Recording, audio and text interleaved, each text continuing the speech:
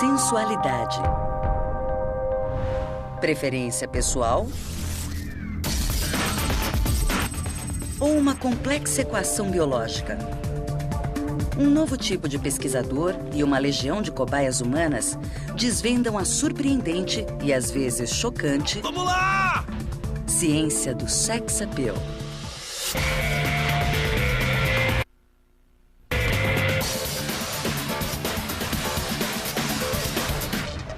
A ciência do sex appeal.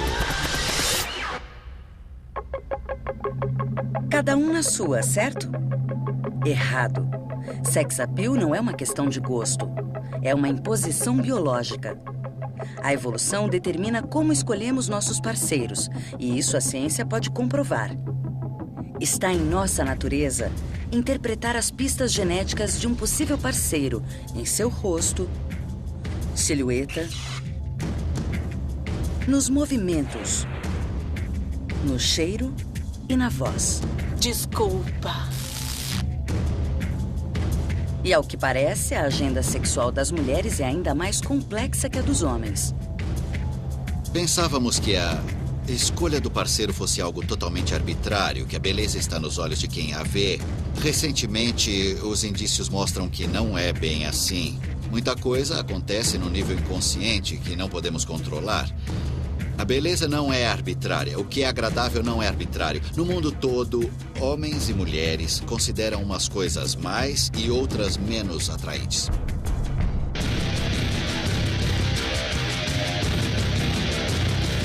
Todos nós funcionamos segundo um manual genético de estratégia, segundo o qual devemos nos juntar ao parceiro mais sensual que conseguirmos agarrar e nos faz adorar estarmos apaixonados. A monogamia e até mesmo a traição revelam-se comportamentos programados. Tudo está voltado para o objetivo de passar os melhores genes aos nossos filhos e garantir a eles a melhor chance de sobrevivência.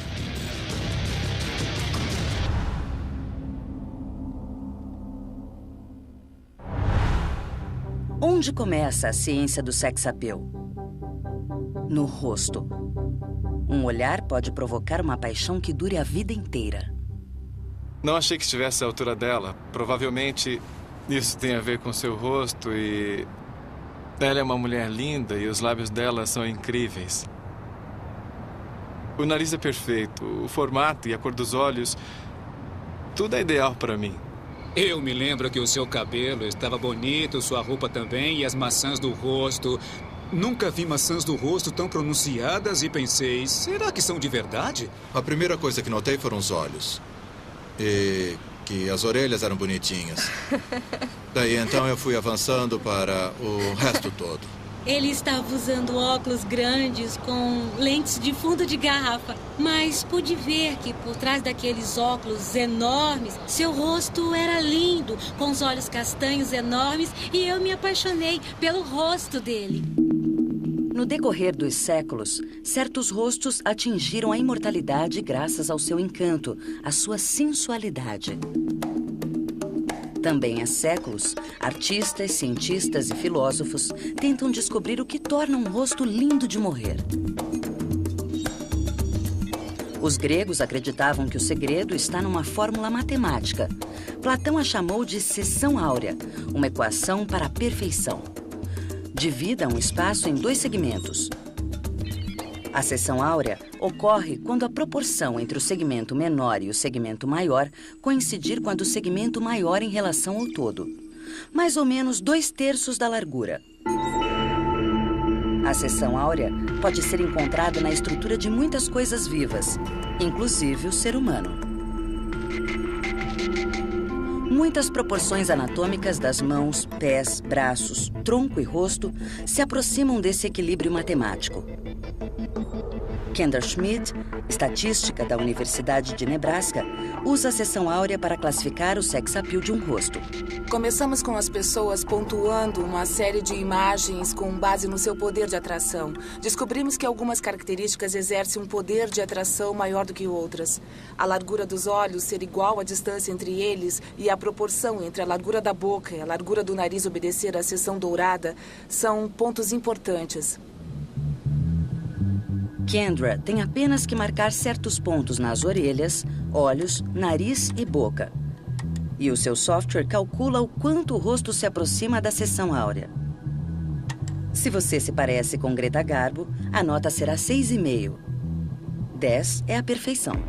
Mas qualquer coisa acima de 6 é atraente. Nefertiti tira nota 6,8. Esta é a foto de uma voluntária, cuja nota foi 4,7, que é uma pontuação na média. Mais de 7 e você é um espetáculo. E Kirk Douglas, que também tem nota 7. O programa de Kendra, que calcula a seção áurea, não faz distinções entre beleza masculina e feminina, mas masculinidade e feminilidade têm muito a ver com o que a torna um rosto sexy. A psicóloga Lisa DuBrine há anos vem estudando o rosto masculino e o feminino. Ela trabalha na Universidade de Aberdeen, na Escócia, no mais avançado laboratório de pesquisas faciais do mundo. Como Kendra Schmid, Lisa divide o rosto humano em componentes: os olhos, nariz, boca e pele. Estas são fotos de uma mulher e de um homem comuns. Elas foram compostas a partir da média de 60 universitários brancos, mulheres e homens. E elas mostram as diferenças que existem entre o rosto masculino e o feminino. O rosto feminino tem o queixo ligeiramente mais fino.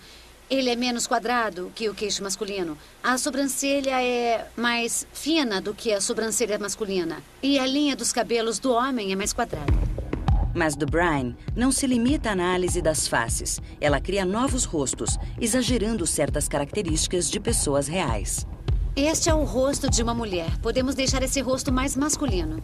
Veja, vamos deixar o queixo ligeiramente maior, estreitar os olhos e baixar as sobrancelhas. Para tornar o rosto mais feminino, estreitamos o queixo e afinamos e levantamos as sobrancelhas. Qual desses rostos você acha mais atraente? Este ou este? DuBrine testou o rosto masculinizado, o rosto feminilizado e o rosto inalterado com várias pessoas. 81% dos homens preferiram a mulher mais feminina. E a maioria das mulheres preferiu o homem mais másculo. As diferenças entre o rosto do homem e o da mulher são causadas pelos hormônios sexuais. Quando as crianças são pequenas, meninos e meninas têm um rosto semelhante. Mas eles começam a mudar na puberdade e o rosto dos meninos fica mais comprido, o queixo fica maior, as sobrancelhas mais grossas, e isso é resultado da ação da testosterona.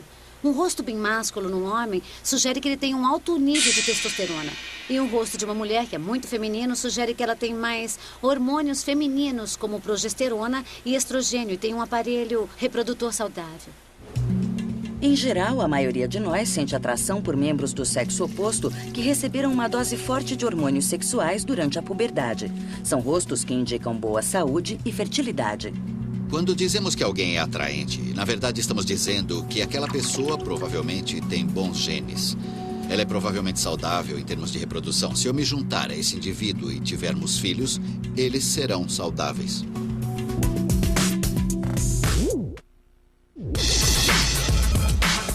Quando vemos alguém sexy do outro lado da sala, a faísca que sentimos vem de uma análise subconsciente e instantânea do rosto dessa pessoa.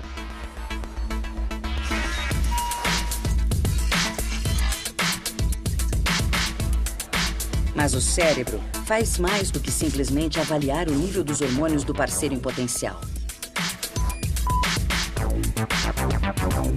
O rosto traz outra grande pista quanto à saúde física e genética: a simetria.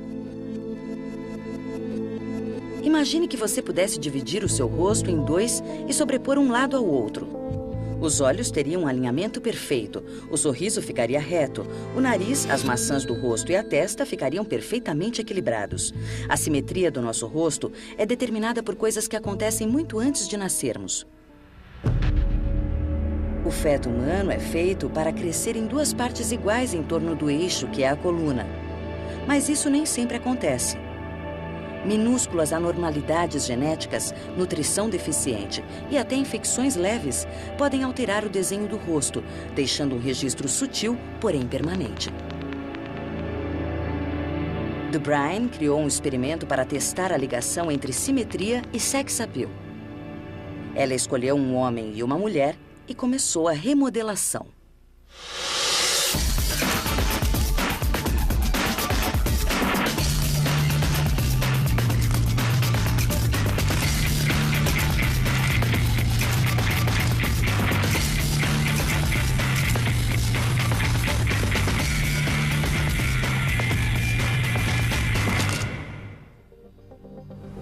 Eu estou mexendo em aproximadamente 200 pontos nas áreas de referência para poder determinar exatamente onde estão as simetrias. Em seguida, eu calculo qual é o formato simétrico para aquele rosto e faço a distorção para a forma simétrica. Esta é uma foto da mesma mulher, mas usando uma roupa diferente e outro estilo de cabelo. E agora eu vou deixar seu rosto menos simétrico, intensificando as assimetrias que ele apresenta. Lisa colocou as fotos numa parede da universidade, disse às pessoas que passavam que eram gêmeos e pediu que indicassem qual era o mais sexy e por quê. Ela parece bem mais feminina. A mulher da esquerda é magra, bem cuidada, limpa, e a outra parece um homem grosseiro. A mulher da esquerda parece bem feminina e bastante altiva. Ele. Também acho. Eu diria que esse é mais atraente.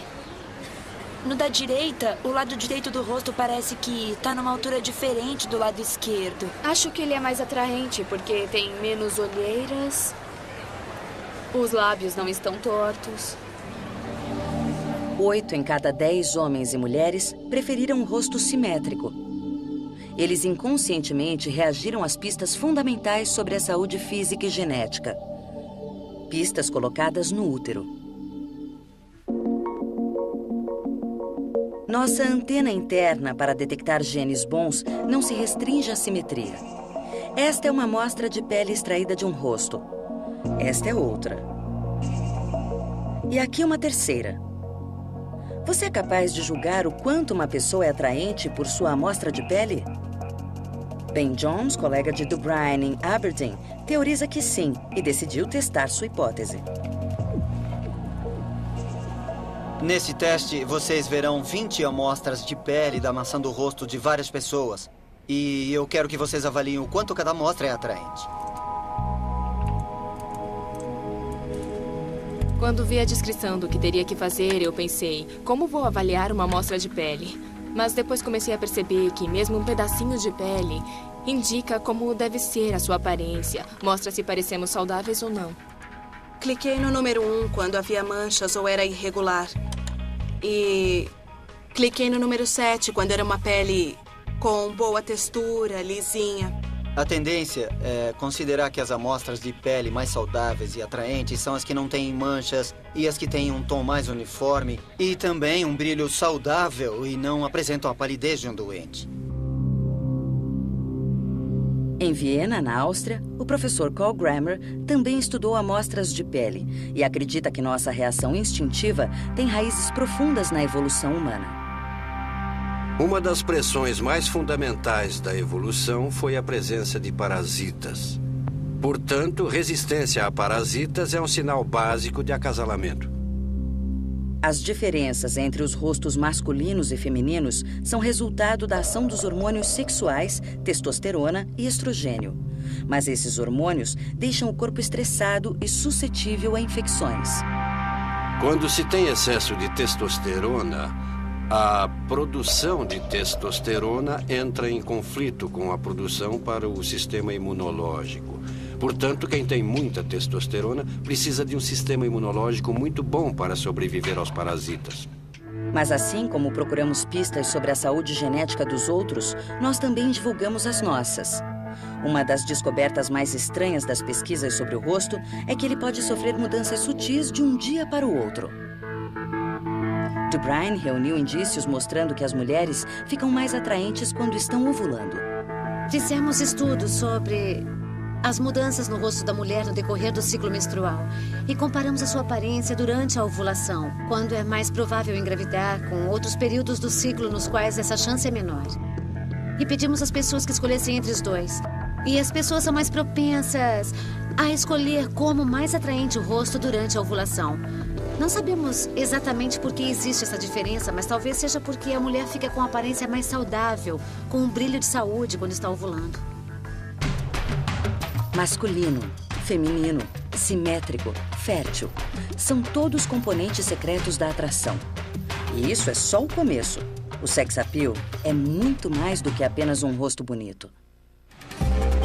O que torna um corpo sensual? A julgar pelas imagens com que a propaganda nos bombardeia, a mulher ideal tem cintura fina, quadris curvilíneos, pernas longas e magras. Para o homem, são os ombros largos, músculos peitorais fortes e abdômen de tanquinho. Mas são essas as características que todos acham atraentes? A ciência desvendou os segredos do rosto sensual. Agora é hora de analisar o resto. De vez em quando ela mostra um pouquinho. E eu acho muito legal. Às vezes. É muito legal. Ele é proporcional e tem as coxas bonitas. Não sofre da síndrome da perna de frango, como aqueles que são grandalhões em cima e tem aquelas perninhas fininhas. Não, ele tem um corpo lindo. Quando saímos a primeira vez, a Jimmy estava de mini saia branca. A cintura era bem fina e, de repente, uau!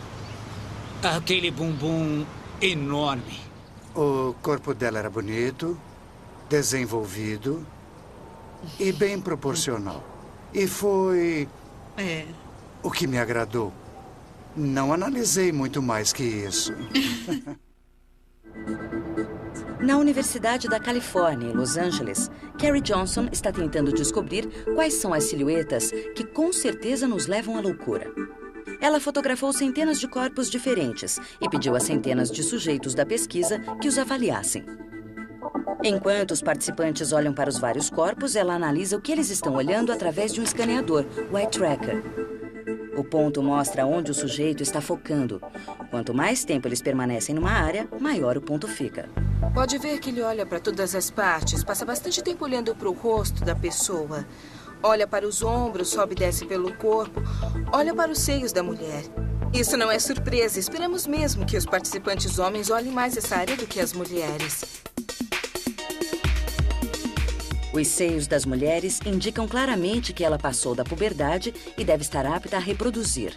Por isso, não é surpresa que atraiam a atenção. Mas esse não é o único alvo da atenção dos homens.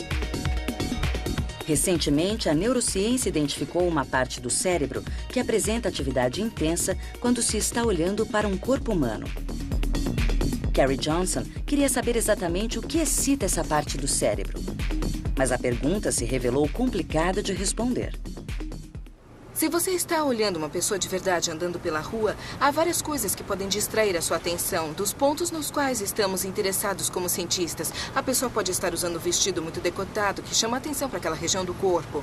A pessoa pode estar usando joias e todas essas coisas atrapalham a nossa capacidade de interpretar o que pode estar comandando o seu julgamento quanto à atração. Para que a forma do corpo fosse o foco exclusivo da atenção, Carrie desenhou uma série de manequins em cinza, sem rosto, sem seios e sem joias. Todos iguais, exceto pelas proporções do corpo. Em seguida, ela pediu que os participantes dissessem se as formas eram de homem ou de mulher.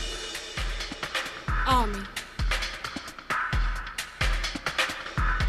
Mulher. Carrie logo percebeu um padrão.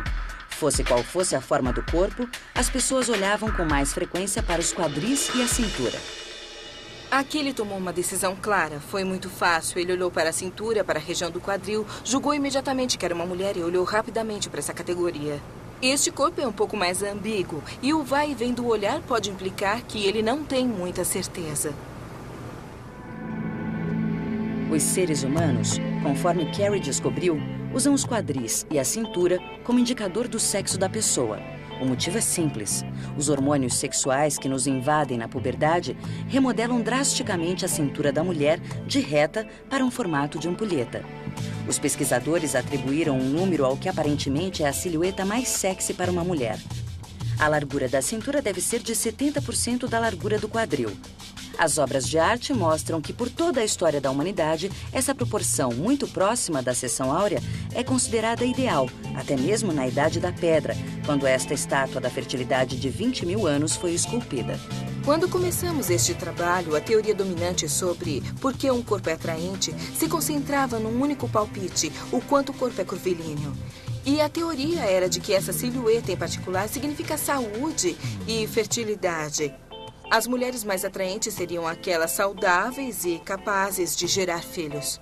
Mas a pesquisa de Carrie Johnson também descobriu algo que a princípio contradizia totalmente essa teoria. Embora os homens considerassem atraente a proporção fértil de 70%, eles achavam 60% e 50% ainda mais atraentes. Mas a 50%, a cintura da mulher seria tão fina que ela não poderia ter filhos. Se fosse verdade que o formato do corpo é uma indicação importante de saúde e fertilidade, seria de se esperar que a opção pelos corpos extremos, que na realidade não existem na natureza, fossem menor.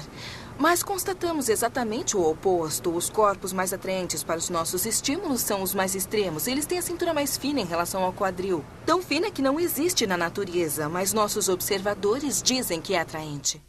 Isso parece contradizer todas as relações feitas pelos cientistas entre o sex appeal, saúde e fertilidade.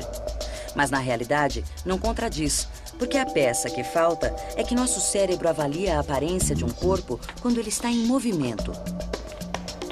Na década de 70, alguns dos primeiros estudos sobre o movimento do corpo humano foi realizado por Johansson. Ele aplicou material reflexivo nas juntas principais, bolas de ping-pong ou fita reflexiva, e filmou as pessoas andando, fazendo polichinelos e outras atividades.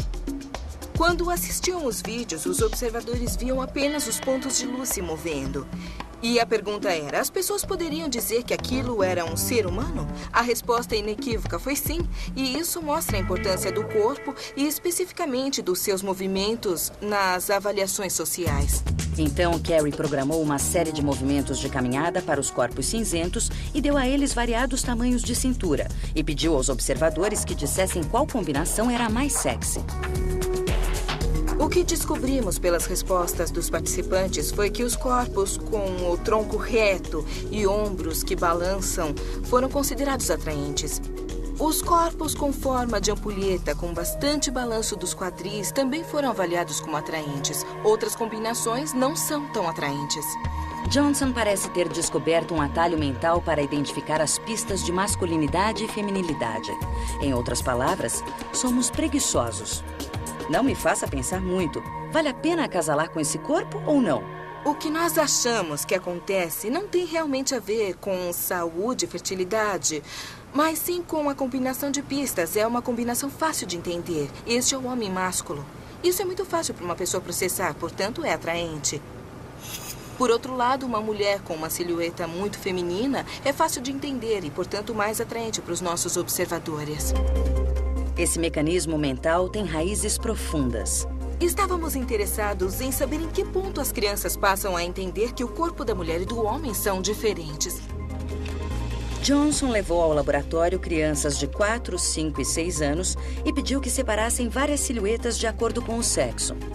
O que observamos durante os testes foi que as crianças de 4 anos tiveram bastante dificuldade. Embora pudessem discriminar os estímulos, elas não levavam isso em conta para fazer a escolha. Já as crianças de 6 anos de idade, além de perceberem a diferença nos estímulos, usaram isso como pista para escolher a categoria sexual. E o que é verdade para o observador parece ser verdade também para o observado. Carrie pediu a pessoas que andassem sobre uma esteira enquanto eram filmadas. Para a metade dos participantes, ela deu uma explicação para o teste. Vamos encontrar uma velocidade confortável de caminhada na esteira e depois vamos analisar os movimentos da caminhada quanto à sua eficiência usando um algoritmo do computador. Tá bom. E outra explicação para a outra metade. Depois vamos filmar a caminhada em vídeo e mostrar às outras pessoas que irão avaliar a sua atração sexual. Tá bom. Carrie logo percebeu nas pessoas que pensavam estarem sendo avaliadas pela sua sensualidade a tendência de exagerar em seus movimentos, tentando parecer particularmente masculinas ou femininas. Quando olhamos uma mulher, esperamos ver os quadris se mexendo um pouco mais de um lado para o outro. Quando falamos do andar de um homem ou do andar masculino, esperamos ver os ombros balançarem um pouco mais. E também os homens abrem um pouco mais os braços para dar a impressão de um corpo maior.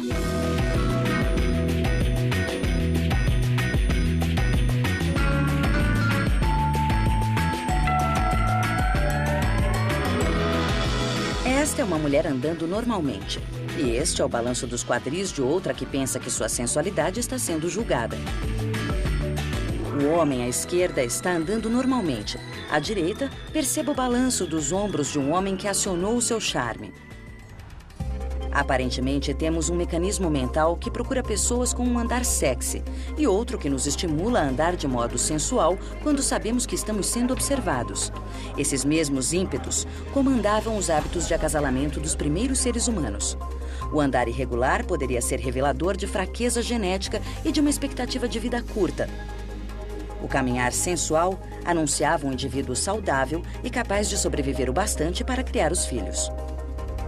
O que a evolução quer, e nós somos organismos evoluídos, é passar os seus genes para a próxima geração. Por isso, prestamos muita atenção às pistas sobre a saúde de uma pessoa, a qualidade dos seus genes. Temos mecanismos programados para detectar as características sutis nas outras pessoas. Nosso cérebro trabalha rapidamente para avaliar rostos e corpos quanto ao seu poder de atração, classificando secretamente os parceiros em potencial, sempre à caça dos genes mais saudáveis. Mas nem todos nós conseguiremos agarrar alguém nota 10, e fazemos o melhor possível. Quando eu e minha amiga olhamos em volta e eu vi o Rex, eu parei por causa do tipo físico. Ele é alto, como eu gosto. Eu era bem mais magro. Tinha sobrancelhas grossas, bonitas e o cabelo farto. Ele se destacava. Eu não olhei o restante da sala, não me importei com quem estava do outro lado da sala. Ele tinha aquele jeito de cachorrinho, os olhos castanhos bem grandes e... sei lá, ele tem um sorriso bonito. O jeito dela andar, o jeito dela falar, aquele jeito endiabrado que ela tem de sorrir, que faz a gente se sentir um menininho numa sala lotada de homens. Quando eu me virei, ele ficou parado bem na minha frente. Me olhou e disse: "Oi, meu nome é Donnie." Eu dei sorte. Como decidimos quando formar um casal e com quem é uma charada que o psicólogo evolucionista Douglas Kenrick vem tentando resolver há décadas. Se estivéssemos apenas atrás dos melhores genes, todos os homens ficariam infelizes se não conseguissem se juntar com a Jennifer Lopez ou com alguma supermodelo. Eles desistiriam e as modelos desistiriam se não se juntasse com Brad Pitt ou algum sujeito extremamente bonito. Na vida real, as pessoas têm que encontrar um par e formar um casal. Como funciona esse processo de formação de casais? Para descobrir isso, o Dr. Kenrick reuniu 10 homens e mulheres considerados pessoas atraentes medianas e realizou algumas experiências de dinâmica social humana. Primeiro, ele eliminou ao máximo as diferenças entre as cobaias, vestindo todas com roupas idênticas e sensualmente neutras.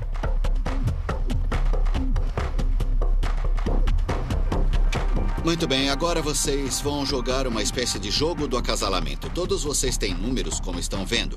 Vocês não podem ver o próprio número, mas podem ver os números dos outros. Ofereça suas mãos a alguém e, se a pessoa aceitar, vocês formarão um casal e então irão para o fundo. Se alguém, por acaso, recusar a oferta, passe automaticamente para a próxima pessoa. O objetivo é tentar obter o número mais alto possível, lembrando que você mesmo tem um número ao qual a outra pessoa está respondendo.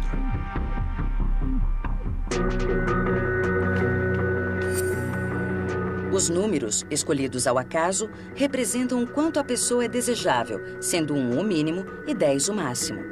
No mundo real, em que a maioria de nós não sabe exatamente o quanto é atraente, a tendência é ter grandes aspirações, tentando conseguir um 10. Depois, vamos gradualmente descendo até encontrar alguém que nos aceite.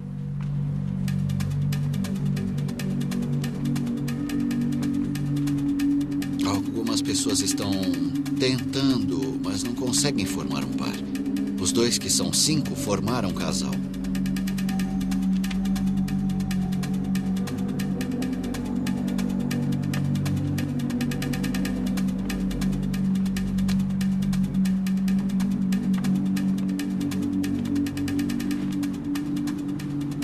Não é que os 2 10 tenham se juntado ou os 2 1 tenham se juntado, mas houve uma correlação.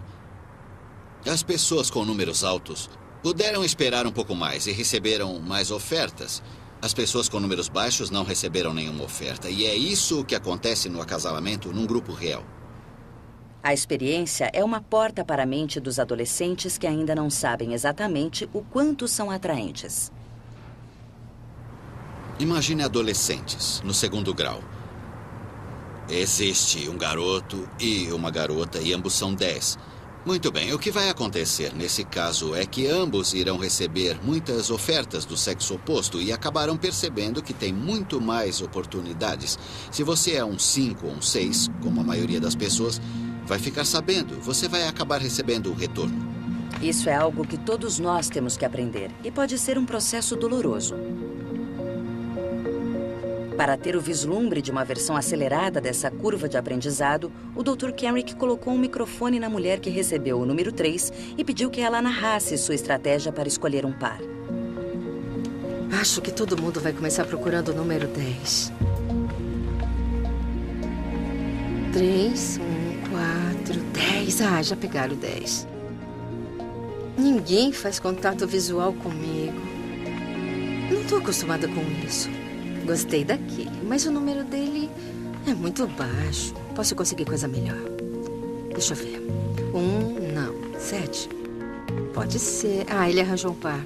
Eu acho que eu tenho um número muito baixo, porque ninguém me procurou. Não pode ser. 2. Não, eu posso arranjar coisa melhor.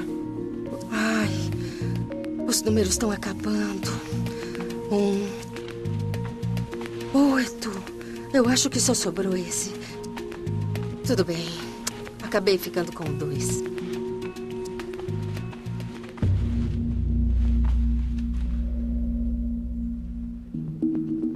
Depois de usar números ao acaso, o Dr. Kenrick quis saber qual seria o resultado se o verdadeiro poder de atração física comandasse as escolhas.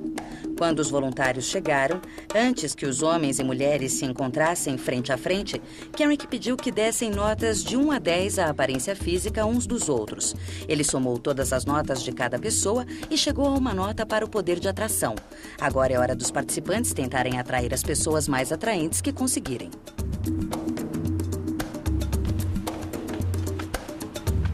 Vamos mudar as regras um pouco. Primeiro gostaria que as moças tirassem as toucas.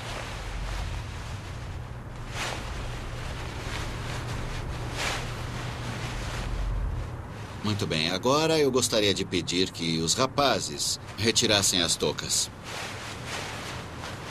Agora quero que façam as escolhas de acordo com a sua própria preferência. Novamente, como no último jogo, procurem ficar com a pessoa que vocês consideram mais atraente.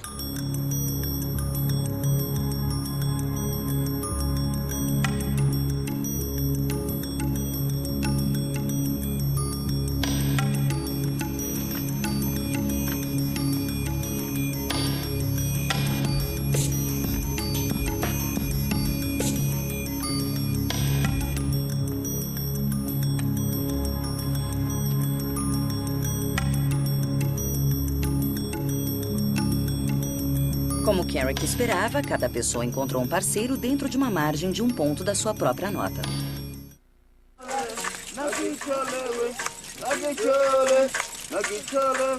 Os Hadza, da Tanzânia, uma das últimas tribos de caçadores-coletores. Não seriam sujeitos típicos de um estudo sobre sex appeal, mas em 2006, cientistas foram até lá descobrir quais homens eram mais bem-sucedidos na transmissão dos seus genes. Os Hadza são famosos como cantores e contadores de histórias. Por isso, os cientistas queriam descobrir se havia uma conexão entre suas vozes e sua capacidade de atrair uma parceira sexual. O que fizemos foi gravar uma porção de vozes de homens, registrando quantos filhos cada um tinha. E o que descobrimos foi que os homens que têm mais filhos têm também a voz com timbre mais grave. Mujambo. E a tendência dos homens com timbre mais agudo era de ter menos filhos. Mujambo. Mujambo. Mujambo. Mujambo. Como o som da voz poderia influir no número de filhos? Acreditamos que a importância da voz de uma pessoa quanto ao tom pode estar relacionado ao fato de que durante a maior parte da evolução do homem, quando o sol se punha, não havia luz. E, portanto, à noite, o som era um dos principais domínios nos quais se davam as interações interpessoais mais importantes. Na linha de frente dessas interações noturnas estavam a sedução e o sexo. Quando uma mulher e um homem que saem para um primeiro encontro conversam, sua antena interna vital para determinar o sex appeal funciona a todo vapor. Uma bolsa de estudos. A antena não está focada no que eles estão falando, mas em como estão falando. Adoro vinho tinto. Adoro vinho tinto. Ai, meu Deus, a voz dele é muito, muito sexy. Bom, essa voz é capaz de fazer eu me despir. Sem dúvida. A voz dela tem uma mistura rica e perfeita de feminilidade e de clareza. Eu gosto de uma doce voz, entende? E ela tem a voz doce. Com certeza a gente quer se sentir, sabe, a garota. E se o rapaz tem uma voz mais macia ou mais doce que a nossa, a gente é bem capaz de estranhar. O Dr. David Feinberg vem tentando descobrir o que torna uma voz atraente. A voz de uma pessoa pode revelar muito, já quando se ouve na primeira vez. Podemos dizer mais ou menos a idade da pessoa e qual o seu estado emocional.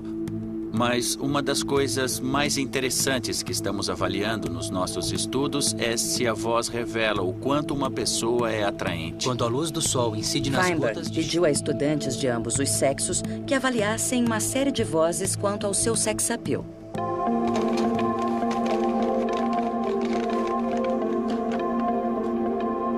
Quando a luz do sol incide nas gotas de chuva no ar, elas funcionam como prisma formando um arco-íris. Quando a luz do sol incide nas gotas de chuva no ar, elas funcionam como prisma, formando um arco-íris. Quando a luz do sol incide nas gotas de chuva no ar, elas funcionam como prisma, formando um arco-íris.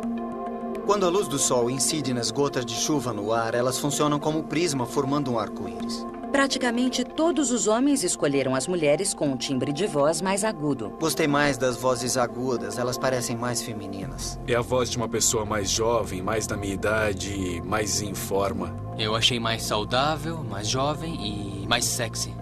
Quando pensamos na voz de uma mulher, podemos imaginar que os homens preferem aquela voz macia e grave, mas a nossa pesquisa mostra o oposto. E um dos principais motivos é que as mulheres mais jovens têm a voz mais aguda, o que também acontece com as mulheres que têm altas taxas de estrogênio. E provavelmente não é nenhuma surpresa que as mulheres tenham escolhido homens com vozes mais intensas, mais masculinas. Eu acho a voz mais grave mais agradável. Com certeza acho a voz grave mais atraente num homem. A voz grave dá a impressão de que o homem é maior ou mais forte do que os que têm a voz aguda. O timbre de voz do homem está relacionado com o nível de testosterona que ele teve na puberdade. Homens com muita testosterona na puberdade têm um timbre de voz muito grave e homens com menos testosterona na puberdade têm a voz mais aguda.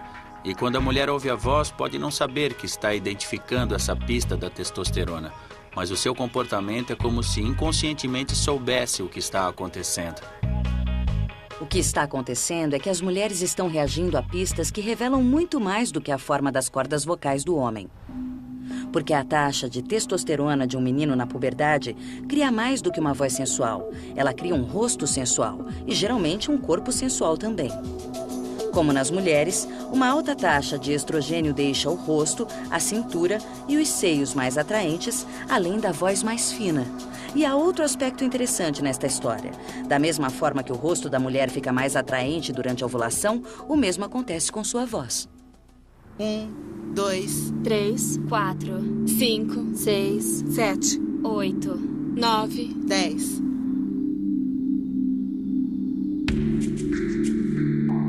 O Dr. Gordon Gallup, da Universidade de Albany, em Nova York, vem estudando como o estrogênio afeta o timbre de voz da mulher durante o seu ciclo mensal. 1, 2, 3, 4, 5. O principal impacto dos hormônios no som da voz de uma pessoa ocorre durante a puberdade, mas ele acontece também nas mulheres adultas em função das flutuações dos níveis de hormônio durante o ciclo menstrual. Os homens são voluntários para avaliar o sex appeal das vozes de 10 mulheres. 1, 2, 3, 4, 5, 6, 7, 8, 9, 10. Ao final da experiência, o Dr. Gallup revela uma informação surpreendente aos participantes. Vocês podem não ter percebido, mas algumas das vozes são da mesma mulher. Na realidade, apenas 4 mulheres participaram. E nós gravamos suas vozes em períodos diferentes do ciclo menstrual delas. Esta é a voz de uma das mulheres. 1, 2, 3, 4, 5. E esta também é a sua voz, num outro momento do ciclo menstrual. 6, 7, 8, 9, 10. A segunda gravação tem um timbre ligeiramente mais alto que a primeira. 3, 4, 5, 8, 9, 10. Ela foi feita quando a mulher estava ovulando, na época mais fértil. Realmente fez diferença. Eu dei notas muito diferentes, sem saber que era a mesma pessoa. Parece que todos nós escolhemos as que estavam mais férteis e isso me surpreendeu também. As vozes das mulheres, quando estavam no meio do ciclo, ou seja, mais férteis e com maior chance de conceber, foram as vozes consideradas mais significantes e muito mais atraentes. Sex Appeal, um drama subconsciente que se desenrola no nosso cérebro, levando ao clímax mais importante, a escolha do parceiro com quem se quer acasalar. E é aqui que a trama se complica. Como nós, seres humanos, temos um número pequeno de filhos, escolher o parceiro é uma decisão importante. Muita gente diz que tanto homens como mulheres querem parceiros atraentes. Mas um homem atraente não é a mesma coisa que uma mulher atraente. Homens e mulheres são seletivos, mas com relação a coisas um pouco diferentes. A diferença entre o que os sexos querem no parceiro se reflete na maneira como eles se apresentam.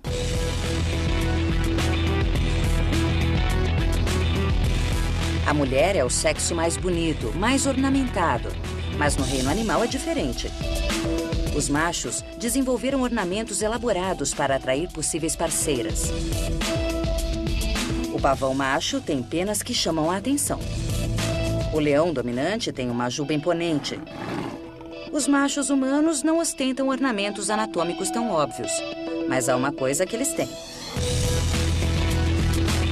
Brinquedos. Um carro diz muito sobre você. Dá uma aparência de maior estabilidade, você fica mais bonito, mais atraente, atrai os olhares das mulheres. Um carro é isso. O carro define você porque o que você dirige é o que você é. O ser humano é um mamífero típico. E a seletividade das fêmeas pelo macho dominante leva à competição entre os machos, leva a várias formas de exibição. O mesmo acontece em muitas espécies de mamíferos. No Parque Nacional das Montanhas Rochosas, há, por exemplo, os carneiros Bighorn. Os machos chegam antes das fêmeas e dão cabeçadas uns nos outros. As fêmeas nem se importam de assistir à competição, só o que elas querem é saber quem ganhou. E, de uma certa forma, esses clubes de automóveis são muito semelhantes. Os homens estão dizendo, ei, olha, os outros caras me admiram. E o que as mulheres querem é saber qual o sujeito que está no topo do status. Os homens têm o trabalho de decidir quem está no topo. E elas o escolhem como parceiro. Bom, nós queremos alguém que todos chamam de chefe, que faça coisas grandes, comande o seu negócio. Ele deve ter boas roupas, andar bem vestido, ter um bom carro. Isso significa que ele se cuida, que se importa com a aparência.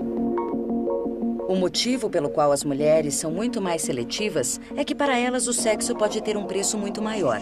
O homem pode fazer sexo e sair andando. A mulher pode ter de enfrentar 9 meses de gravidez e anos cuidando do filho. As mulheres querem bons genes e carteiras poupudas.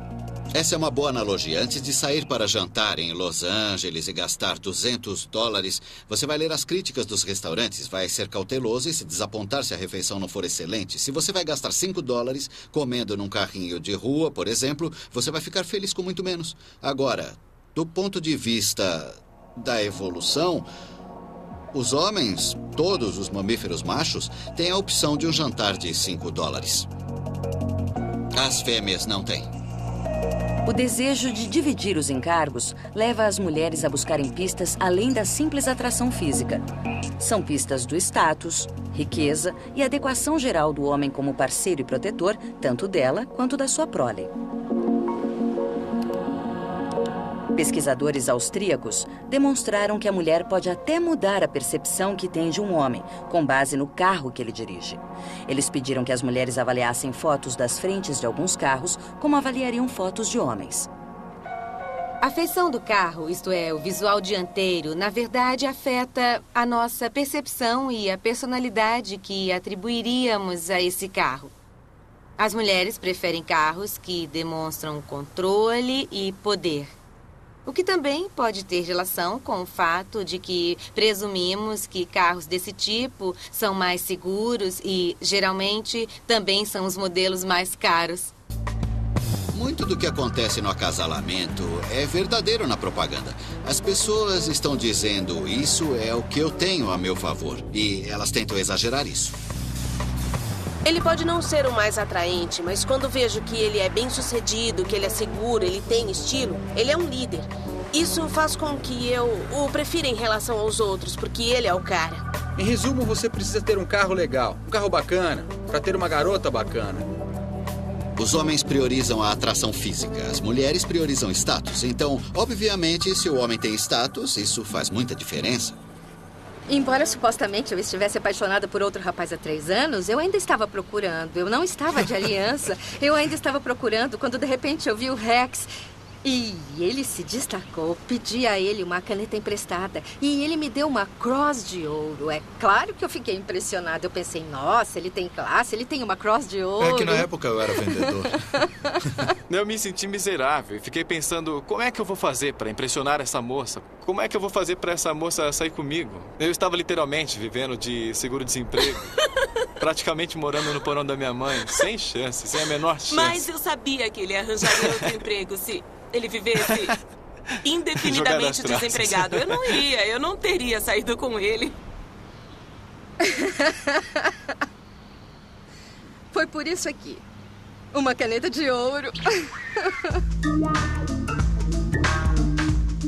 A reprodução humana não se limita ao sexo.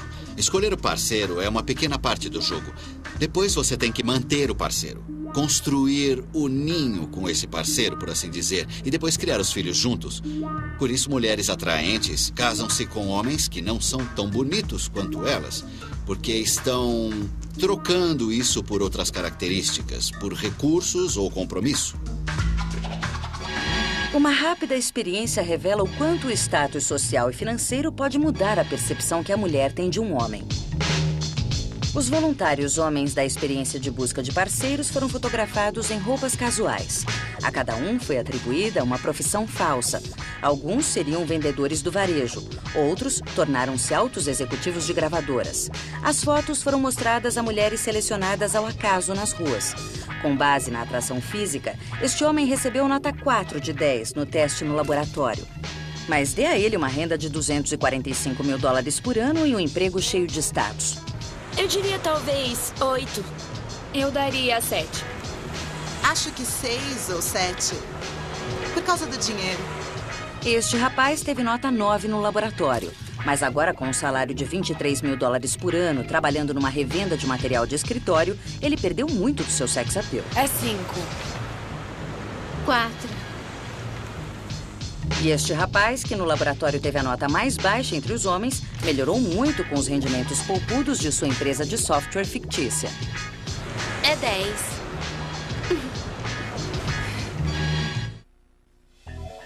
Sensualidade. Todo mundo acha que consegue identificar quando vê. Ou ouve. Mas será que o sex appeal tem cheiro? Senti o cheiro dele e eu me senti assim, eu fiquei toda arrepiada de tão gostoso. Depois de trabalhar o dia todo, ela cheira melhor do que quando sai de manhã. Eu acho que ela tem cheiro de uva, mas não é um cheiro forte como um chiclete sabor uva, nada disso. É um cheirinho de uva, super agradável, eu adoro. Ele viajou quando serviu o exército e ficou meses fora, eu abraçava o travesseiro dele, porque o travesseiro tinha aquele cheiro dele. Eu abracei tanto que o travesseiro ficou com o meu cheiro. Eu não largava o travesseiro. Todo um setor de negócios se desenvolveu em torno da ideia de que certos cheiros nos enlouquecem e nos aproximam mais da possibilidade de sexo. Os cientistas há muito procuram um feromônio humano, uma secreção que influencia o comportamento sexual. Até agora, eles só encontraram um que chega perto. Os homens produzem o hormônio androsterona pelas glândulas apócrinas, concentradas onde existem pelos no corpo. Mas ela não pode ser chamada de droga do amor. As mulheres, no geral, detestam o cheiro dos homens. A androsterona tem um cheiro almiscarado no começo, que depois se torna parecido com o da urina. Em Viena, na Áustria, o biólogo evolucionista Carl Bremer chefia a pesquisa mundial pelos feromônios humanos. Logo no início da sua pesquisa, Bremer descobriu que há um ponto no ciclo menstrual feminino em que as mulheres passam a gostar do cheiro acre da androsterona que antes lhes desagradava. De repente, no ponto de ovulação, os homens passam a cheirar bem. Os homens atraentes, principalmente, cheiram bem. Portanto, para os homens, a androsterona é um radar eficiente para o acasalamento, repelindo as mulheres a menos que estejam férteis. Mas a ligação entre o interesse sexual da mulher e o cheiro do homem é mais complexo que isso.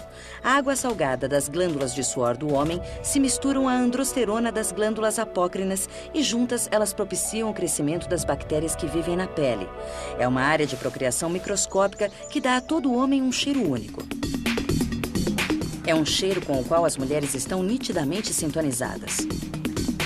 Elizabeth Oberzalker, que faz parte da equipe de Bremer, encontrou a maneira perfeita de capturar essa essência masculina.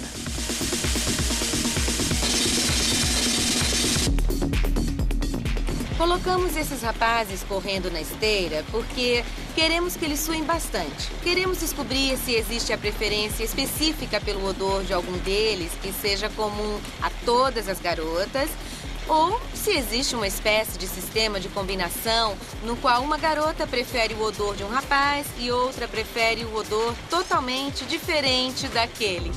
Os homens deixam suas características peculiares nas camisetas suadas. E elas contêm muito mais informações para uma mulher do que eles imaginam. Considero o odor um sinal muito interessante porque ele nos afeta num nível totalmente subconsciente. Na verdade, é impossível interferir no que o odor faz conosco, como ele é percebido e tudo mais.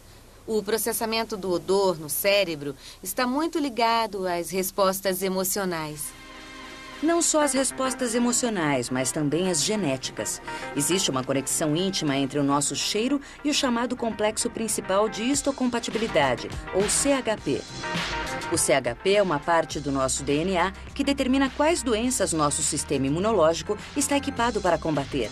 Existem cerca de 100 genes nessa região, cada um com muitas variantes diferentes. Não há duas pessoas com a mesma combinação no CHP e não há duas pessoas com o mesmo cheiro. Até agora, não sabemos como o sistema imunológico afeta o nosso cheiro, mas existem indícios científicos de que eles estejam ligados. Nosso sistema imunológico determina quais as bactérias que podem viver na nossa pele. E são essas bactérias que definem o cheiro do nosso suor. E como as mulheres reagem ao cheiro das camisetas suadas? A resposta básica não é muito surpreendente. Infelizmente, a maioria dos cheiros não é assim muito sexy. E às vezes é difícil sentir a diferença entre esses cheiros. É. Mas nem todas as mulheres pensam dessa forma. Um dos cheiros eu não achei desagradável. Ele era suave, não era tão intenso. E não fiquei desapontada com ele. Uma das mulheres gostou muito de um dos cheiros, talvez por 2 motivos. Primeiro, ela estava no período fértil, ou seja, a repulsa geral que teria pelo odor masculino estava bastante diminuída. Segundo, o seu CHP, seus genes de imunidade, obviamente, combinavam muito bem com os genes dele. Oberzalker e Grammer descobriram que a mulher só gosta do cheiro do homem em 2 condições. Primeiro, a mulher tem de estar a 1 ou 2 dias da ovulação. Segundo, os genes C do homem têm de ser significativamente diferentes dos seus. Esse resultado já foi reproduzido em várias partes do mundo, inclusive no laboratório de Marty Hazelton, na Universidade da Califórnia, em Los Angeles. O que as pessoas preferem é que os cheiros corporais sejam diferentes dos seus. Assim você recebe genes diferentes de cada um dos pais. A imunidade de quem recebe genes diferentes do pai e da mãe é superior à do que herdam os mesmos genes dos dois. Vamos ver. No fim de semana a gente tava deitado e ele tava assim. Daí ele perguntou, por que você tá fazendo isso? Eu tava assim, olha. Eu tava com a cara totalmente enfiada na axila dele. Eu quero deixar bem claro que eu não transpiro tanto assim. Se eu fosse comparar o cheiro do Rex a um vinho fino, eu diria macio, maduro e delicioso. Muito bom, gostei disso. Obrigada. Achei que você ia dizer almiscarado e envelhecido. Não, de jeito nenhum. O nariz pode, de fato, ajudar a mulher a farejar um bom parceiro na época do ciclo menstrual em que é mais provável conceber. Mas a equipe de Oberzalker acredita que o olfato feminino também tem outra função, a de afastar a mulher dos parentes. Para testar a teoria, eles realizaram uma variação do teste com a camiseta suada. Entre as camisetas que foram avaliadas, Oberzalker colocou uma que pertencia ao irmão ou pai da mulher. Diante do cheiro de suor de alguém da sua família, as mulheres tiveram uma reação acentuadamente negativa. Esse desagrado quanto aos parentes próximos é uma repulsa sexual. É um odor sexualmente repelente. Hoje, acreditamos que o papel principal da aversão a odores semelhantes seria uma rejeição ao incesto, pois indivíduos com parentesco próximo têm sistemas imunológicos muito semelhantes e, portanto, odores muito semelhantes. O incesto é um tabu social porque é uma bomba relógio biológica que resulta em filhos com sistemas imunológicos altamente vulneráveis. Não é de admirar que a natureza tenha colocado a rejeição ao incesto nas mãos de um cheiro tão profundo que mal temos consciência dele. Os cientistas evolucionistas acreditam que os primeiros seres humanos dependiam muito mais do olfato do que nós dependemos hoje. Na pré-história, havia muita incerteza quanto à proximidade do parentesco de uns com os outros. Vivendo em grupos de famílias estendidas, é bem possível que você tenha um parentesco bem próximo com pessoas que nem são chamadas de irmãos. Por isso, detectar o parentesco não seria tão fácil quanto simplesmente saber quem você chama de irmão. Como as pessoas poderiam detectar essa informação? Na verdade, através do cheiro do corpo. Na Escócia, Lisa Dubrine está investigando outro aspecto da rejeição ao incesto. Ela transforma rostos masculinos em versões femininas deles mesmos, para ver como os homens reagem a essas irmãs virtuais. Podemos gerar a versão irmã deste homem, calculando as diferenças entre o seu rosto e um rosto padrão de homem. Este é um rosto padrão de mulher que nós vamos transformar para que ela se pareça com uma irmã dele. Você pode ver como ela ficou com as sobrancelhas mais angulosas e o queixo um pouco mais quadrado. Então aqui temos este homem, sua versão irmã. Ela tem algumas características faciais que são semelhantes às dele. Bom, hoje o que nós vamos fazer? Dubrine pediu a esses 5 homens que avaliassem 5 mulheres quanto ao seu sex appeal. E para saber se eles se reconheceriam nelas, pediu também que avaliassem o quanto elas inspiram confiança. Muito bem, vamos começar com o primeiro rosto. Os homens não têm ideia de que estão olhando para versões femininas deles mesmos. Na média, os resultados mostram que não achamos atraentes rostos que se parecem conosco. Percebeu que um dos rostos era parecido com você? Eu não percebi. E eu dei a mim mesmo nota 5 para sex appeal e 6 para integridade. Eu não me achei muito atraente, não, mas digno de confiança, isso eu achei sim. Parece que o nosso cérebro usa tanto o olfato quanto a visão para evitar que nos acasalemos com pessoas que podem nos dar filhos pouco saudáveis. Homens e mulheres que estão caçando disputam um jogo de gato e rato, avaliando uns aos outros enquanto promovem o próprio sex appeal. O nome mais comum desse jogo? Paquera.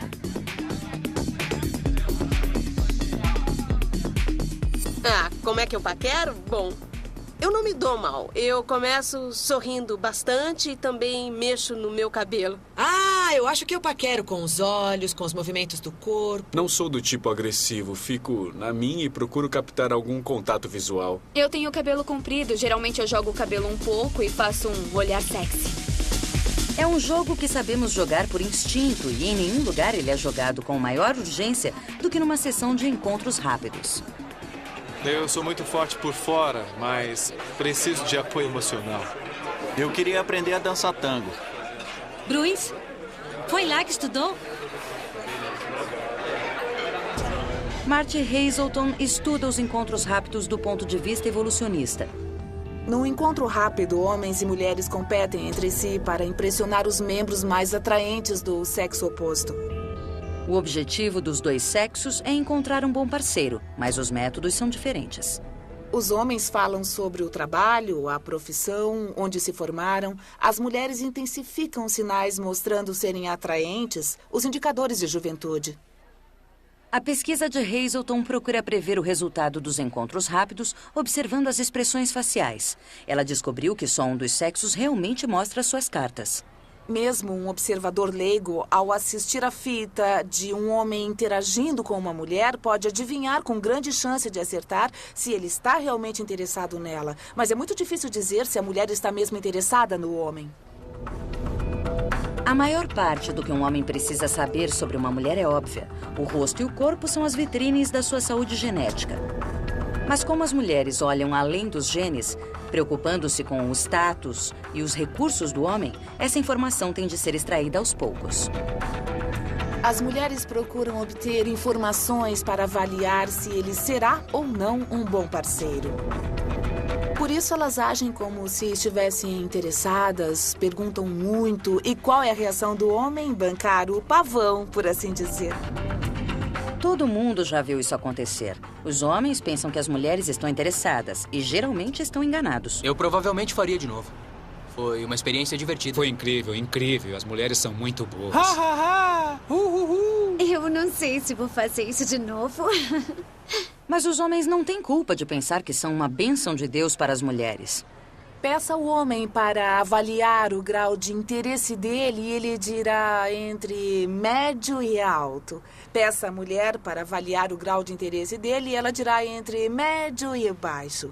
A explicação evolucionista para isso é que se o homem subestimar o interesse sexual da mulher, isso pode se traduzir numa oportunidade de reproduzir perdida, o que teria um preço enorme em termos da moeda evolucionista que é a reprodução. Para um sujeito é melhor tentar e não conseguir do que nem tentar. Mas o esforço incansável dos homens para conquistar mulheres pode, na realidade, não ser culpa deles. Há mais de uma década, especialistas em primatas descobriram que os macacos machos não prestam atenção nas fêmeas estéreis durante a época de acasalamento. Mas quando as fêmeas estão besuntadas com secreções sexuais femininas da fertilidade, os machos, de repente, ficam loucos por elas. As secreções tinham um odor e constituição química específicos. Os cientistas deram a elas um nome interessante: copulinas. As mulheres produzem secreções semelhantes quando estão ovulando. Seriam as copulinas mais uma arma secreta no arsenal feminino da atração? Sabe, o cheiro não é muito agradável. Lembra manteiga rançosa.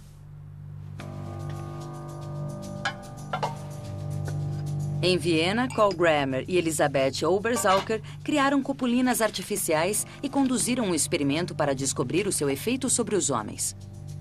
Eles pediram aos participantes que avaliassem fotografias de mulheres enquanto inalavam doses leves de copulinas, tão leves que eles nem percebiam que estavam cheirando algo. Os resultados foram surpreendentes. Se um homem olha fotografias de mulheres, ele geralmente identifica que algumas são mais atraentes e outras nem tanto.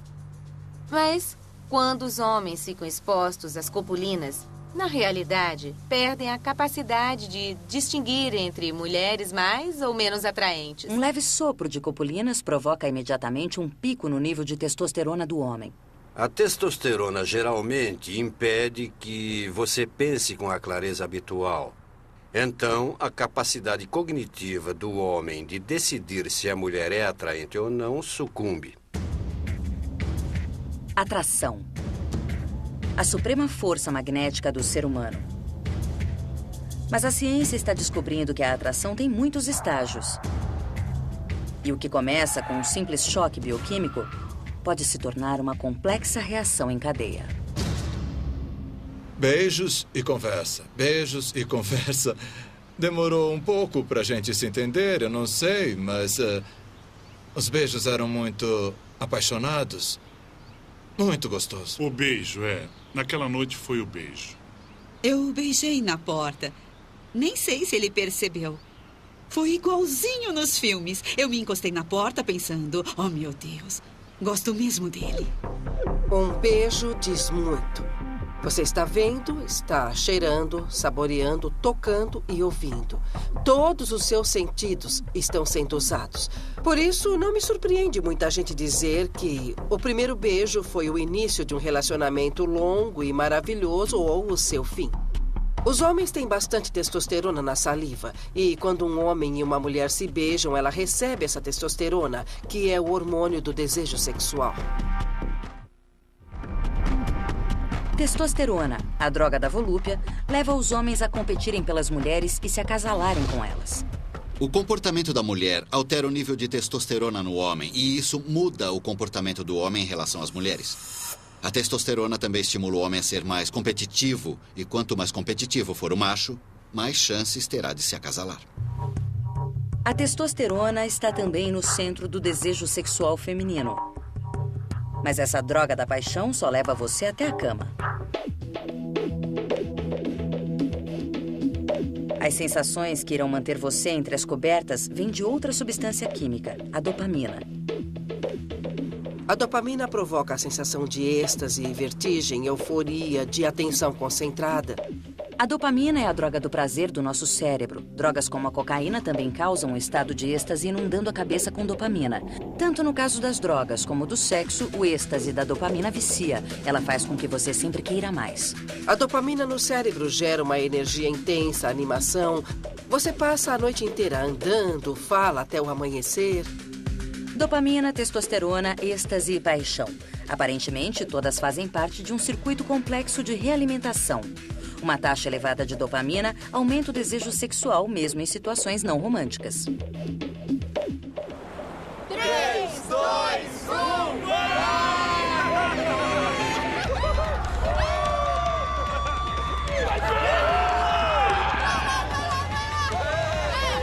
Esportes radicais, como o bungee jump, desencadeiam um pico enorme de dopamina. No experimento para avaliar como o status afeta o sex appeal masculino, várias mulheres deram suas notas à foto deste homem. 5. 4. 4. Que notas você acha que um grupo de mulheres que acabou de pular de bungee jump daria? 6. 7. 9. Eu fiquei toda animada e eu só conseguia pensar no meu namorado. E quando eu encontrei, eu só tinha olhos pra ele e achei que ele estava fantástico. Basta uma dose de dopamina no cérebro para nos deixar com vontade. E depois, o sexo nos faz querer ainda mais. Claro, se você sente euforia, vai repetir a experiência. Você quer mais, você fica viciado, você vai atrás. Você se esforça para conseguir. Se a testosterona é o gatilho do desejo sexual e a dopamina nos deixa viciados no prazer do sexo, existe uma substância química responsável por nos apaixonarmos? Em 2004, as doutoras Lucy Brown e Helen Fisher começaram a examinar os cérebros de jovens casais, procurando detectar indícios físicos do amor. Antes de mais nada, Julia, obrigada. Você sabe que estamos fazendo essas leituras cerebrais, examinando pessoas que acabaram de se apaixonar loucamente. Há quanto tempo está apaixonada? 2 anos e 8 meses. Desde que comecei, eu estava absolutamente convencida de que existia um sistema cerebral associado ao amor romântico intenso. É forte demais. É óbvio demais. As poesias, as canções, os romances, as histórias, os mitos, as lendas. Devia haver um sistema cerebral muito básico que evoluiu por uma razão muito importante. Eu estava convencida de que encontraríamos o cérebro apaixonado. Elas colocaram os participantes num aparelho de ressonância magnética olhando 2 fotos. Uma da pessoa por quem estavam apaixonados e outra de um conhecido qualquer.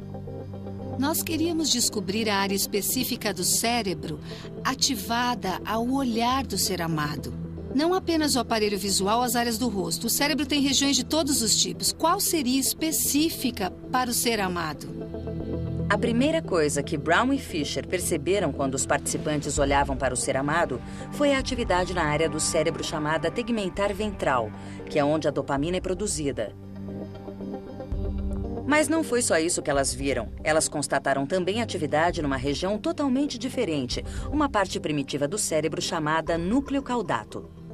É onde muitos fatores das nossas experiências do passado e do ambiente presente se combinam com a dopamina para produzir uma experiência. É o sistema cerebral que fica galvanizado quando você quer alguma coisa, quando você anseia, quando se foca em alguma coisa, quando tenta ganhar alguma coisa. A diferença mental entre paixão e amor se resume a esta única estrutura no cérebro. A paixão é o auge de um caçador de emoções que se esvai com o tempo. Mas o amor é a recompensa dos que perseguem incansavelmente uma meta, a de estar com o ser amado. Você pode sentir desejo sexual por alguém sem estar apaixonado. E você pode estar apaixonado por alguém com quem nunca teve sexo. São sistemas cerebrais diferentes. Esse ímpeto evolucionista de conquistar um parceiro e permanecer com ele é raro no reino animal. Só 3% dos mamíferos fazem isso. Por que formamos laços entre os casais? No mundo todo, homens e mulheres formam casais para criar os filhos. E isso, na realidade, é extremamente raro entre os nossos parentes mamíferos. Fisher acredita que as raízes do amor podem estar ligadas à única coisa que nos separa dos nossos primos primatas, andar sobre 2 pés. Quando começaram a andar, as mulheres passaram a ter que carregar os filhos nos braços e não mais nas costas. Eu não vejo como uma mulher poderia carregar algo pesando 10 quilos num braço e ainda mais paus e pedras no outro e ainda se defender. Era preciso um companheiro para ajudar a criar os filhos. Assim, os laços do casal se tornaram essenciais para as fêmeas e adequados para os machos. E nosso sistema cerebral evoluiu visando essa união, um sistema associado ao amor humano. O ser humano é biologicamente programado para ser monógamo? A maioria das religiões e culturas nos incentiva nesse sentido. Mas seria isso que a evolução tinha em mente? O ser humano pode ter mais de uma estratégia de acasalamento. Não é que tenhamos apenas um tipo de instinto para acasalar. O ser humano pode escolher acasalar-se de forma monógama. Um homem, uma mulher. E pode ficar com essa pessoa. Ou pode escolher outro tipo de estratégia, que é mais parecida com a dos outros mamíferos e que os psicólogos evolucionistas chamam de estratégia irrestrita, segundo a qual as pessoas não assumem compromissos umas com as outras e possuem vários parceiros sexuais. Há muito se acredita que o sexo masculino é o mais promíscuo, que os homens saem com várias pessoas ao mesmo tempo. Afinal, seu envolvimento na geração dos filhos não precisa durar mais que uma noite. Mas novas pesquisas mostram que as mulheres também podem buscar a variedade sexual de maneiras mais sutis. Já foi provado que as mulheres preferem homens com rostos masculinos. Bem, isso é verdade numa parte do tempo. Depende de quão próxima a mulher está da ovulação. Aqui estão 2 versões diferentes do mesmo homem. As mulheres preferem a mais masculina quando estão ovulando e a mais feminina quando não estão. A preferência pelos traços masculinos no pico da fertilidade faz sentido, mas a próxima peça do quebra-cabeça pode ser um pouco chocante. Isso não se limita às mulheres solteiras. Mulheres, mesmo casadas, podem ser biologicamente levadas à promiscuidade.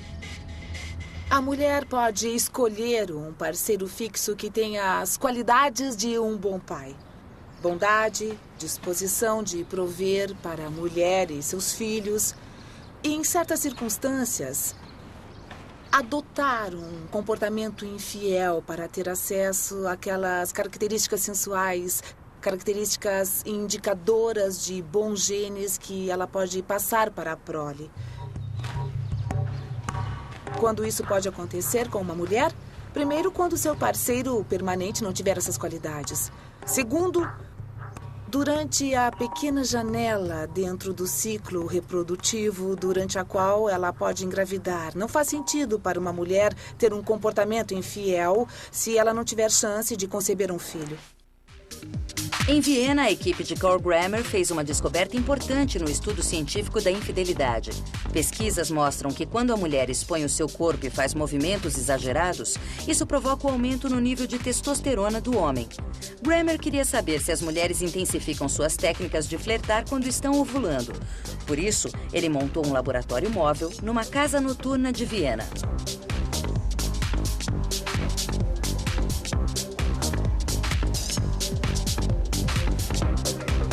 As mulheres informaram se eram solteiras ou tinham um parceiro fixo e cederam uma amostra de saliva para estabelecer com precisão o período de seu ciclo menstrual. Em seguida, o Dr. Grammer as filmou dançando. Agora, dance um pouco.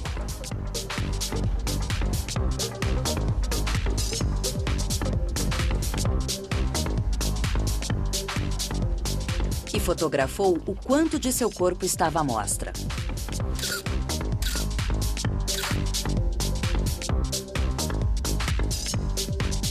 Primeiro, nós usamos um programa de edição para demarcar todo o contorno do corpo.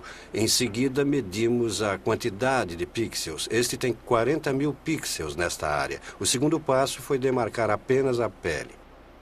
Agora podemos saber o percentual de pele que está exposta. Temos 11 mil pixels. Ela está exibindo 25%, considerável para uma noite de outono muito fria. Fizemos um filme digital e o que fazemos é identificar as regiões do filme onde ocorrem os movimentos. São algumas setinhas que indicam o movimento, a direção desse movimento e a quantidade de movimento. Ao calcularem o quanto as mulheres se movimentam quando dançam, mais a quantidade de pele que elas expõem e relacionarem isso aos dados dos questionários, eles chegaram a uma conclusão surpreendente, porém consistente. De fato, nós ficamos muito surpresos com o que descobrimos na nossa pesquisa. As mulheres que tinham parceiro fixo, mas que haviam saído com uma amiga e não com esse parceiro, eram as que enviavam mais sinais sexuais. Eram as que mais expunham a pele e faziam movimentos mais atraentes. As mulheres que estavam ovulando flertavam mais. E, além disso, as mulheres que estavam ovulando e que tinham um parceiro fixo eram justamente as que mais flertavam. As mulheres provocam a competição quando saem nos dias férteis e deixam seus parceiros fixos em casa. Elas enviam sinais sexuais e talvez acabem sim se relacionando com outros homens. A infidelidade não é exclusividade dos homens. As mulheres também têm adaptações que podem levá-las a se desgarrarem do parceiro de longa data. Helen Fisher estudou casais do mundo todo para saber quanto tempo permaneciam juntos. Ela descobriu um pico drástico de separações por volta dos 4 anos de relacionamento. Estudei o divórcio em 58 sociedades, estudei o adultério em 42 sociedades e estudei a formação de casais em culturas do mundo todo. E no final das contas, parece que desenvolvemos o que chamo de estratégia reprodutiva dupla, um tremendo ímpeto para fazer sexo, apaixonar-se, formar um casal e criar os filhos como uma equipe ou casal. Mas acho que também temos a tendência ao desgarramento. Se homens e mulheres são fundamentalmente feitos para se desgarrarem, existe esperança para o amor? A biologia e a evolução parecem dizer que não, mas há muitas provas à nossa volta de que seres humanos podem ser e são monógamos, e muitos de nós são muito felizes. O amor é muitas coisas diferentes para muitas pessoas diferentes. O aspecto espiritual do amor é absolutamente emocionante. As lembranças são emocionantes. Ver os filhos crescendo é emocionante. Isso pode acontecer com você a qualquer momento da vida. Basta uma noite de paixão para que os genes passem à próxima geração. Mas o ser humano é especial no reino animal. Nós estabelecemos laços duradouros. A reprodução humana não se limita ao sexo, certo? Escolher o parceiro é uma pequena parte do jogo. Depois você tem que manter o parceiro, construir o ninho, por assim dizer, com esse parceiro e depois criar os filhos juntos. Precisa formar alianças de cooperação com outras pessoas. Se a química da paixão e do amor só consegue manter o casal unido por alguns poucos anos, o que mantém as pessoas ligadas por uma década ou mais? O suficiente para que as crianças não só sobrevivam, como também prosperem. A resposta vem do outro animal monógamo. 90% dos arganazes do campo passam a vida adulta com um único parceiro. Quando os cientistas examinaram o cérebro dos machos de arganaz monógamos, encontraram altas taxas de um hormônio chamado vasopressina.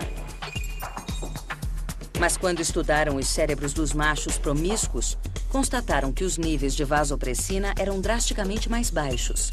Então existe também um hormônio da monogamia funcionando nos homens? Parece que sim. Sempre soubemos que a vasopressina existia como hormônio importante para as funções renais e a retenção de água. E foi uma grande surpresa que ela tivesse esse papel na formação de casais estáveis e nos relacionamentos sociais. E de forma semelhante ao que acontece com o homem, altas taxas de um hormônio relacionado à vasopressina, a oxitocina, parecem estar presentes nos cérebros das mulheres monógamas. Há momentos bons e ruins, mas você procura não agir como um tolo o tempo todo. E não fazer bobagens. Pra ele é difícil. Bom. Quando eu tô fora e volto pra casa e abro a porta da garagem e vejo o carro dele lá, sinto calor no corpo todo, depois de 25 anos. Ela realmente me fez uma pessoa bem melhor. Eu sempre vou amá-la por isso. No decorrer da última década, Helen Fisher e Lucy Brown estudaram milhares de pessoas apaixonadas e nos primeiros estágios do amor. Seu experimento mais recente? Examinar os cérebros de pessoas que estão apaixonadas há mais de 10 anos. Elas queriam saber se o cérebro dessas pessoas revelava atividade semelhante à de quem acabou de se apaixonar. A química mental do amor perdura, enfraquece ou muda? Acho que evoluímos para o amor através de sistemas cerebrais diferentes. Um é a ânsia pela satisfação sexual associada à testosterona, tanto no homem quanto na mulher. Agora existe o amor romântico, aquele júbilo, a atenção concentrada, o pensamento obsessivo do amor recente. E o terceiro é a sensação de calma e segurança que você sente com um parceiro de longa data. Depois de terminar, você quer almoçar? Claro. Tudo bem. Peter Cove é casado com Lee há 24 anos. Eles têm 2 filhos e uma pequena empresa em Manhattan. Eles são um exemplo típico de amor e felicidade. Meu amor pela Lee é muito mais forte e profundo nos dias de hoje do que quando explodiu. E esse é o termo mais adequado para descrever. No início, houve uma explosão. Essa explosão alimentou o amor que se desenvolveu no correr dos anos. Peter concordou em testar seu amor no estúdio de Helen Fisher para saber se seu cérebro continua pulsando com empolgação amorosa depois de 2 décadas de casamento. Na verdade, isso assusta. Agora, vejam, imaginem só se, no futuro, um casal que vai se casar fica sabendo que um ou ambos não se amam de verdade. O que fazer então? Eles têm que desmanchar? Eles procuram um terapeuta? Como se lida com isso?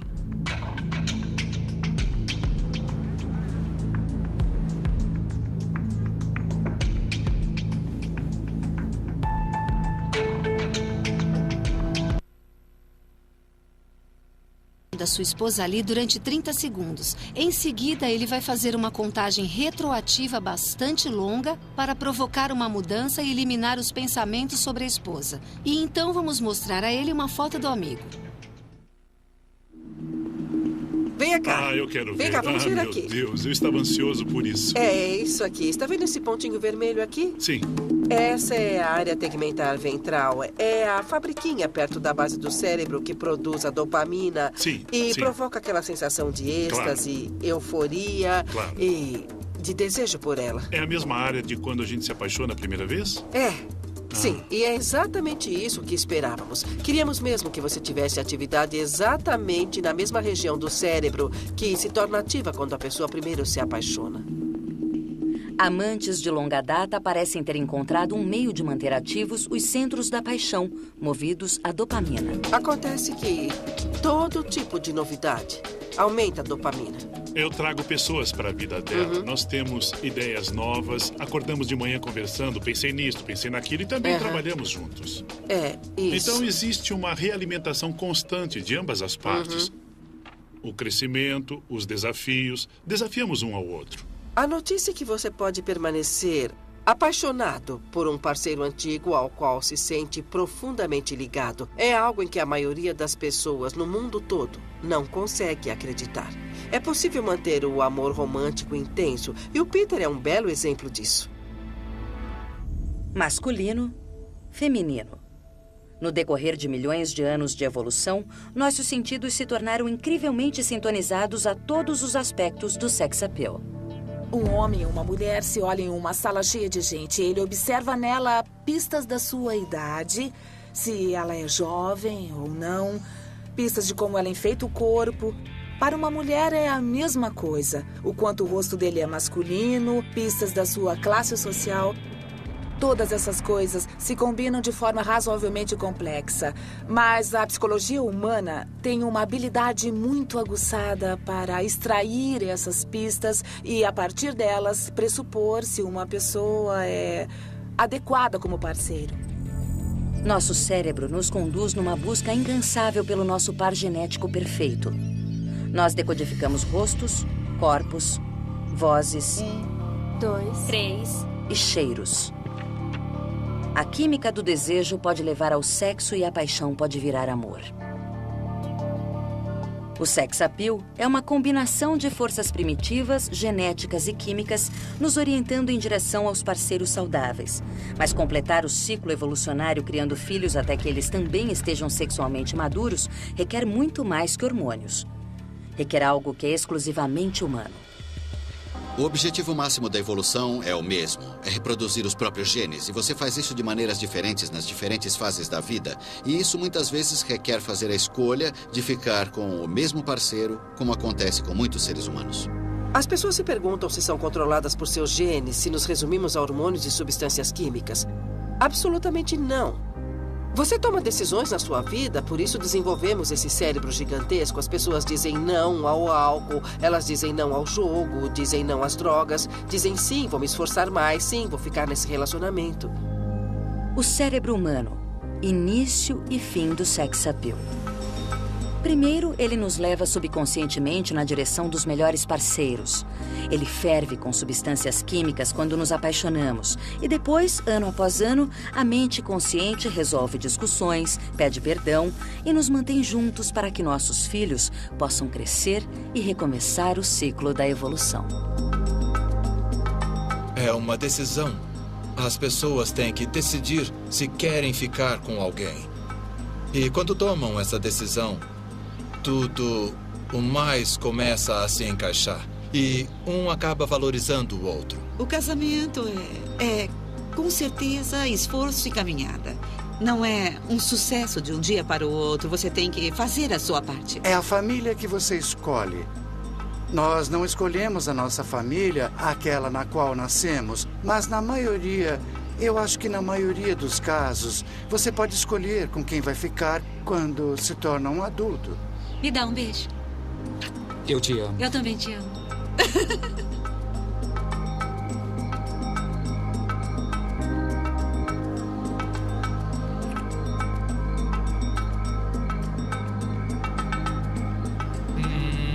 Muito bom. Esqueci de dizer que você beija bem. Não espalha por aí, não.